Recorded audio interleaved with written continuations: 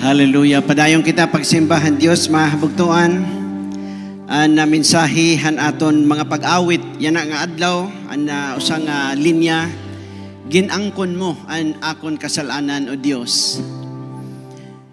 And this is why we are here today, para pahinumdom ha aton nga 2,000 anyos na naglabay Jesus namatay para angkonon na naton mga sala. John 1:29 nagsiring po dida John the Baptist samtang John the Baptist nagbabautismohan mga katawhan, dumaop Jesus ngan siring niya John 1:29. The next day John saw Jesus coming to him and said, "Behold the Lamb of God who takes away the sin of the world." Kung natin pa makita mahabugtuhan ito nga takes away the sin. Diri po ya plural. Singular. The sin of the world, actually talking about the sin nature.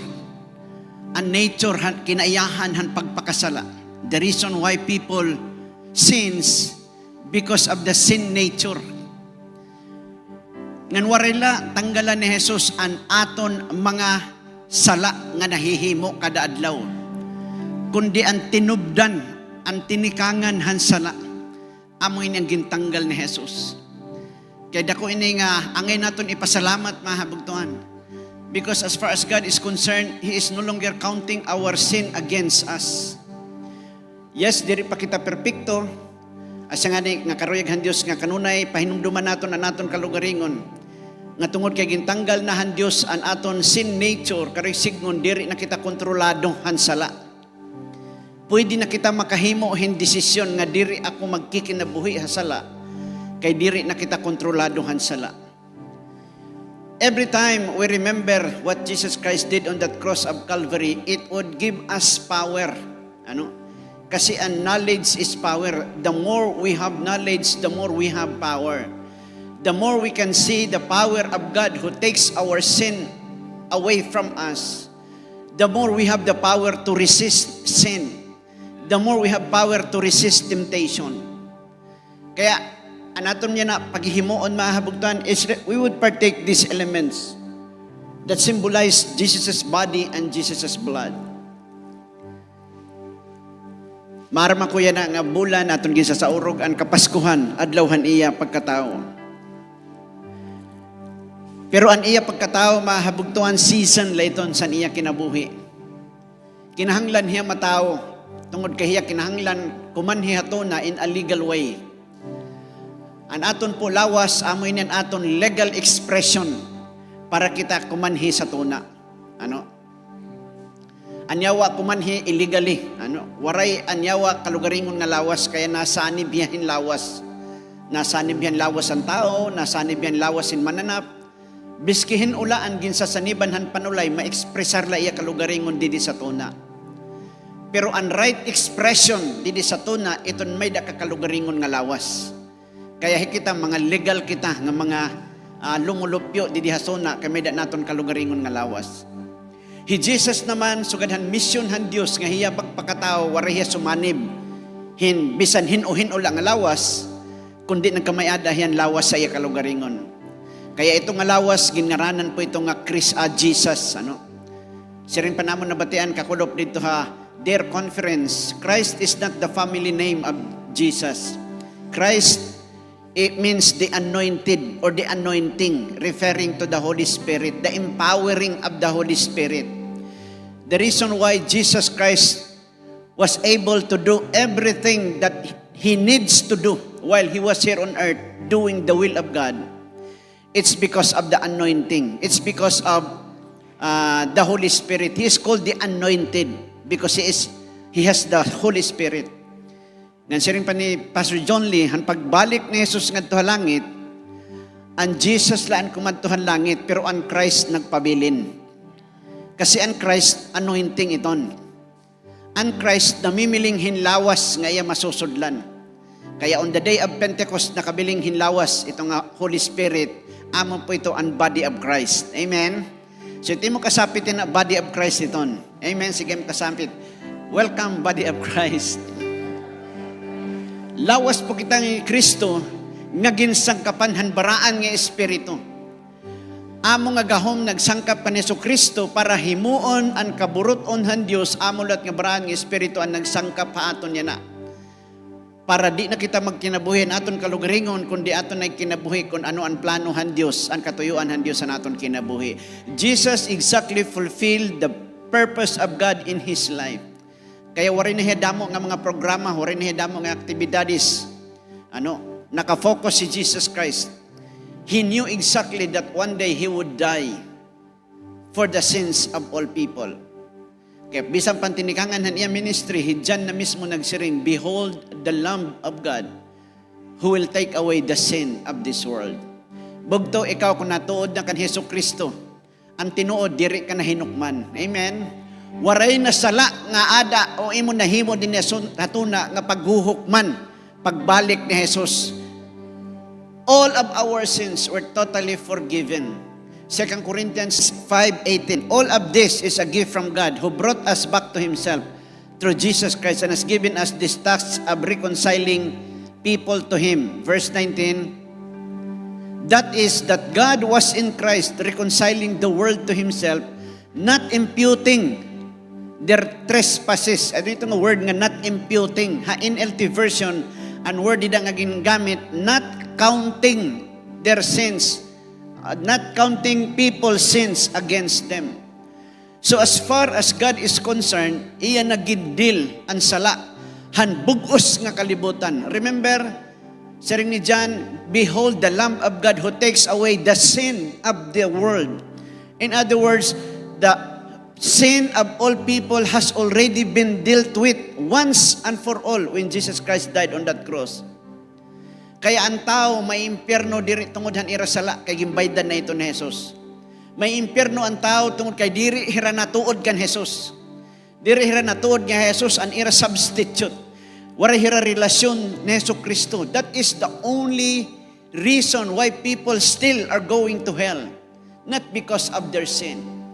Kaya mahabugtuan, let us not be sin conscious. Tinuod, may mga panahon nga nakakasala kita. And what the devil would do immediately is to condemn us. Ikukondemn na kita niya. Kita, diri ka palagi talwas, di ka pa born again. Kita nakakasala kalagi hapon. It's the work of the devil, Satan, to condemn people. Pero kung maaram ka mahabugtuan nga ikaw anak kan Diyos, makasala ka man, i-condemn ka man han panulay, tungod kay maeda nimo knowledge about who you are in Christ. Diri ka madadarahan tentasyon han panulay, di ka madadarahan iya condemnation, kundi madangap ka ngadto ha Ginoo, mangangaro kan pasaylo, magpapadayon ka pagpangalagad han Ginoo. Amen. Amen. This is the confidence that we have in Jesus. We are forever assured of our salvation. And it all happened because of what Jesus Christ did on that cross of Calvary. Kaya angay naton pasalamatan ang Dios mahabugtuan. Gan ayaw kita pag-atras sa pagpangalagad han Dios, magkadiano man ang mahitabo sa aton kinabuhi. Let us continue serving the Lord because our salvation is already assured. It has been done, 2,000 years ago by the finished work of our Lord Jesus Christ. And so Apostle said, 1 Corinthians chapter 11 verse 23, I received from the Lord on the same night that He was betrayed. He took bread, broke it, and gave to His disciples and said, "This is my body. I want you to eat it in remembrance of me." In the same manner, after the supper, He also took the cup, gave to His disciples and said, "This is the blood of the new covenant. I want you to partake this as often as you do in remembrance of me." Bugto, karuyaghan Diyos nga aton pahinumduman ang aton kalugaringon all the time para magkamayada kita hindig-on, makigbisog han panulay, atuhan ang mga problema sa kinabuhi, atuhan ang mga sirkumstansya nga maraot nga naapot sa atong kinabuhi. Kaya Biblia na siring, waray kagamhanan, waray hinagiban, nga ginandam para haaton nga makakadaog haaton. Amen. This is our confidence and this is our heritage because we are children of God. Father, we thank you for this privilege once again to come before you. reminding ourselves about what you did on that cross of Calvary. You died for our sin. You did not just erase our sins, but you took it yourself in your body on that cross. Jesus, we thank you. You're the one who suffered for us. You're the one who was crucified for us. You're the one who took our penalties. We thank you so much, O Lord God, for this redemption that you have given to us, O Lord God. We are what we are today. It's all by the grace of God. There's nothing that we can boast in our Christian life. There's nothing that we can boast in the blessings that you have given us, O Lord God. Because in the first place, we are not worthy of all of this. But you love us so much that you don't want us to perish, but that all of us would receive salvation. That's why you have chosen us, you have called us to be partakers of this blessing, partakers of salvation. We receive these elements that symbolize your body and your blood with gratitude and humility in our heart, O Lord God. We thank you. Ginangkon mo ang amon mga kapakyasan, ginangkon mo ang amon mga kasalanan. Salamat han imo pagpakamatay dito sa cross. In Jesus' name, everybody, let's partake the element. Salamat,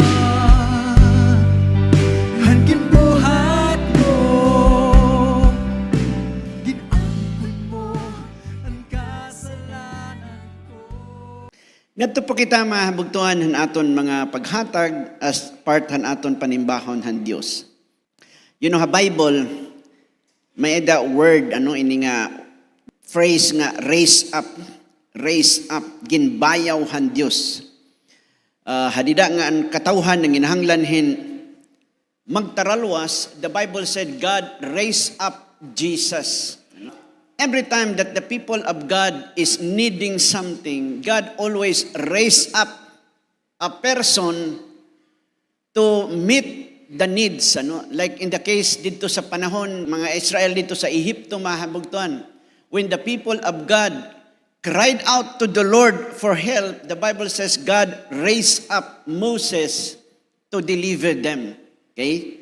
And so during the time of the Judges, amo gihapon, kung basahon naton Judges chapter 1, 2, and 3, makikita naton ang cycle han kinabuhi han mga Israelinhon. It's a cycle of sinning, and then it's a cycle of oppression, and then they would experience wars. And so, may na diwat, they cried out to the Lord, and God would raise up somebody. God would raise up a judge, to deliver them from their oppressor. And then after that, there is deliverance, and then there is peace. But then again, the cycle repeats itself. Kahumanhan kamurayaw, nagpapakasala na lot ang mga katawhan. They do wicked things. And so God would allow oppressors to oppress them. The history repeats itself. But then every time the people of God cried out to the Lord, every time that there is a need, han mga katawhan, God would always raise up somebody. I want us to go to Acts chapter 13:22. This is about David. Let me read this New King James. Now, the story of this account actually was when God removed King Saul. That time kasi, han Israel, after the time of Judges, the people of Israel wanted to have a king. They wanted to have a king. They pressured God to have a king. And so God gave them the king. But it was not really God's will for them to have a king. But since the people demanded that they would have a king for their own, and so nakita ang Diyos nga si Saul ang iragin bibili nga klase. Kasi may dahirad description han king. Dapat, macho, taas, and man of war. Kaya nakita po nila si Saul. But that was not the choice of God. Waray pa si God nag-raise up. Waray pa si God nag-process. Actually, ang karuyag hang Ginoo in the first place was David. Kaya lang si David at that time was still young. Ang mga tao, nag-insist naman, so God give them what they wanted. But in verse 22 it says, and when he had removed Saul, si king ini, he raised up for them David as king, to whom also he gave testimony and said, I have found David, the son of Jesse, a man after my own heart, who will do all my will. So, din himahabugtuan, usag hapon ini nga verse nga nagpapakita nga God raised up David. Pero karuyag ko kitaon naton hinimahabugtuan, ano ang katuyuan kay anong gin-raise up ni God si David? Una, kung dili sa katapusan, hand phrase na siring, who will do my will? Amen? Who will do my will? So when God raised up somebody mahabugtuan, it is for a specific purpose. It is to do what exactly He tells them to do. Like David. Nakitaan han Diyos hi David nga may kasing-kasing han Diyos. May nakita expression dili sa tuna nga follow your heart. Si David, iba, he follows the heart of God. He was known to be a man after God's own heart. Diri karuyag han Diyos nga atong ginsusunod ang diktala han aton panhunahuna or an aton kasing-kasing. Karuyaghan Diyos nga ang dikta niya. So, it says here, David was raised up by God to do His will. Bugto, ang Biblia nasiring, verse 36, for David, after he had served his own generation by the will of God, fell asleep. In other words, David lived up his life until he died, serving God in his generation. So he served his generation by the will of God. In other words, mahabugtan talaga ginsunod kung ano ang ginprocess ang Diyos ang iya kinabuhi, amo po ang iya ginsunod. That's the good news. But the bad news is, he's dead already. Amen? He already had done his part. And I believe God continually raising up people today. Amen? Padayon ang Diyos nagre-raise up kasi may needs ang kalibutan, may needs ang mga katauhan, mahabugtuan.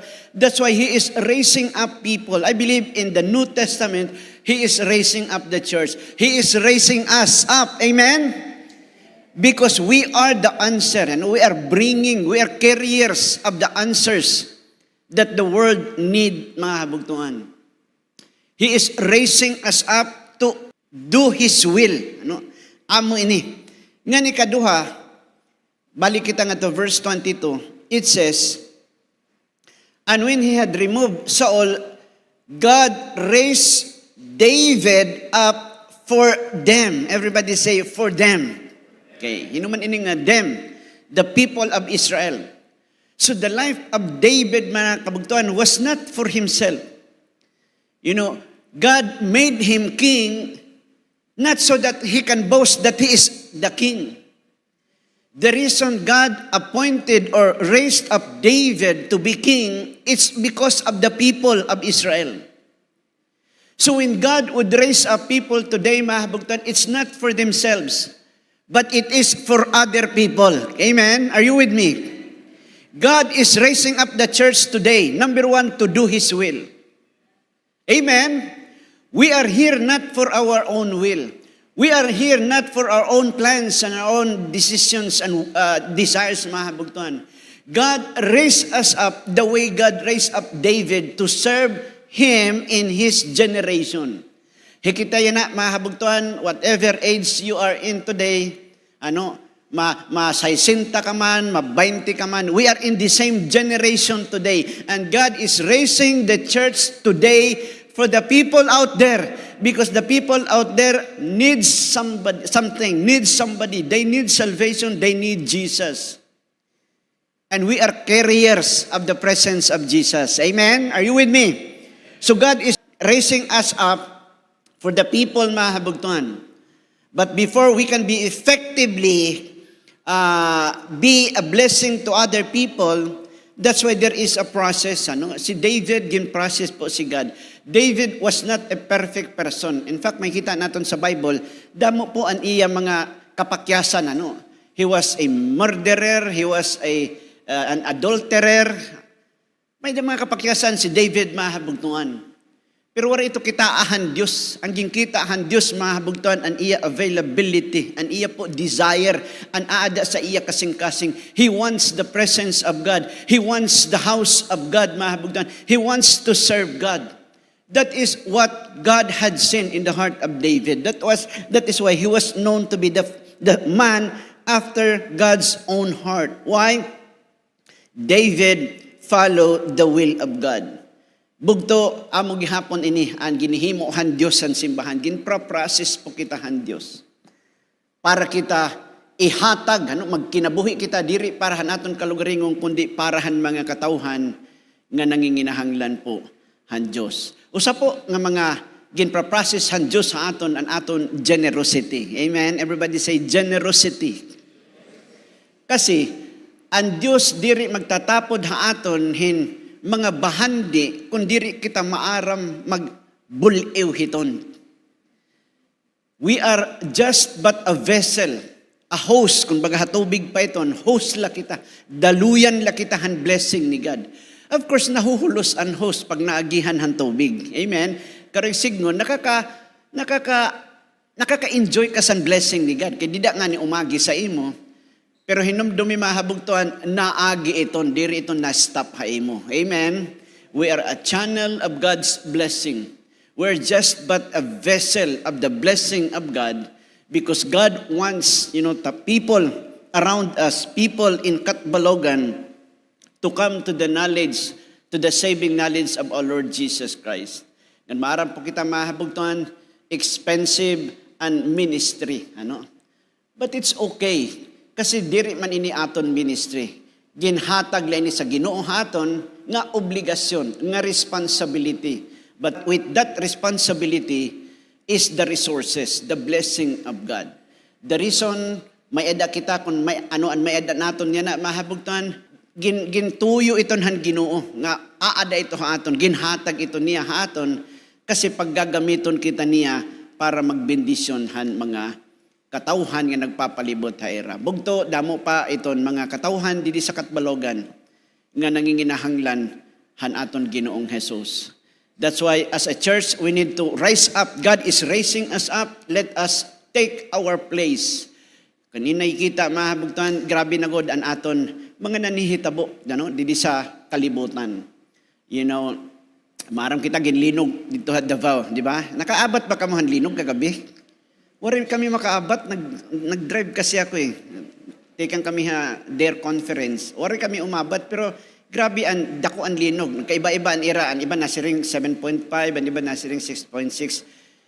But, this is part of the signs that Jesus is coming very, very soon. The Bible says there would be earthquakes in various places. Kaya tinuod gud ang Bible mahabugtan, iba-iba nga mga places na nihinabo ang earthquakes. Ngan ang makuripay ni is, diri na pre-predict. Pwede kita nga mag-enjoy la but all of a sudden, bayugon kita mahabugtan. Kaurog nga ako nakitaan han mga footages, ang mga nagpaka-videohan, Ako nababatian nga sa, Lord, tabang, Lord, tama na. Ang tao nabiling gud sa Ginoo pag di na nira kaya. Wari na nira may himo. Wari ka naman talaga may himo pag linog na, di ba? Hindi ka naman makakapamugong didaan. Imo na gudla is pagtawag sa Ginoo. Kaya nung kinahanglan pa hinlinog before magtawag ha Ginoo. Amen? Kaya nung kinahanglan pa hinlinog before sunodhan kaburot onhan Dios. Bugto in asadin, pwede mawara ha aton ang mga gamit naton. In the early times, kaya nung nga nagdamo dayon ang mga Christians ha first century churches, kasi grabe ang generosity. May mga account good nga ginpamaligya, era property, para ihatag dito sa buruhaton san Ginoo. Because they really thought, nga mabalik si Jesus Christ in their generation. Kay amiton ira ginhuhulat, di ba? Before nga ni kumatay Jesus Christ sa langit, nagpakian na yung mga disipulos, Lord, will you at this time restore the kingdom to Israel? Pero saying Jesus Christ, it's not for you to know the time and season, only the Father. But still, they were expecting nga ang kingdom of God maabot ha ira generation. Kaya usaod to nga hagit hayra, pamaligyan ira mga kabtangan para magamitan na ministry, mag-ano man ni mabalik ng Ginoo. Ang tinuod, waray bumalik ang Ginoo, pero nabihag hira in 70 AD nga tanan nga lugar dito ay sa Israel mahabugtuan an ira templo rumpag ginpanguha nga tanan nira nga mga bahandi mahabugtuan. Kaya I believe it was the will of God, again pamaligya nira at least nagamitan kaysa naruba nga wala higamiti wala hipusli, di ba? And this is what will happen before Jesus Christ would come. And Christian siya na, gintatagan han Diyos in discernment. Magplano kita sa nat kinabuhi, magandam kita sa nat kinabuhi, pati ang aton mga hiagi, aton mga kabtangan. Ano na aton planohan aton mga kabtangan? Mas makasusubo nga nat kabtangan, mawara na ini, dara kay bimalik na han Ginoo, na kamaedahin World War o ano dida, nalinog mahabugtan, narumpag naton mga gamit, kaysa naghimo kan desisyon, Lord, ini nga akong gamit, ipapagamit ko ini dida sa imo bruhaton para damo pan makabot nga mga kalaghini. Amen? Amen. The decision is up to us mahabugtuan. But then again, as God is processing us, ginpa-process kita han Ginoo, God would reveal to us things that needs to be done para mahisaayos ang aton kinabuhi, mahisaayos ang aton mga kabtangan mahabugtuan. Nga kung magkadiano man, umabot man ang linog o diri anuman nga mga trahedya mabutuan, at least nagamitan diri lang atong kinabuhi kundi aton mga kabtangan para sa buhaton han Dios. Amen. I believe time would be coming. This is part of the message that I planned to preach, the journey of faith. Kasi rin ko ako niya na nga Domingo. But anyway, what's that out? Siguro next Sunday. This is the journey, the process, ang aton mga ginaagihan from this one to this one. So, are you ready to give to the Lord today? Amen. Sige kasapit, God is raising you up. God is raising you up for them. People are waiting for you. God is raising you up to do His will. Father, I thank you. By the way, aton na giving mahabagtuan, nagpapasalamat ako, han mga nagsuporta, han aton Jesus Generation, amen. Ang tinuod mahabagtuan, habugos nga probinsya, han Samar, hikita po, ang pinakadako nga nag-contribute, han Jesus Generation. Amen. Kaya palakpakin niyo kalugaringon mahabagtuan. Actually, gimbuhat ta nini hadamo na nga kapanahunan. Ang ibang mga kasimbahanan, taguro 1,000 la, ang iragin, hatag mahabagtuan. Pero kita, naghatag kita pinilo mahabagtuan. And damo pa ang nag-participate haton tikadto sa Jesus reign. So palakpaki ang Dios mahabagtuan sa imong kinabuhi. Okay? And also sa DARE conference, thank you han mga nagsuporta.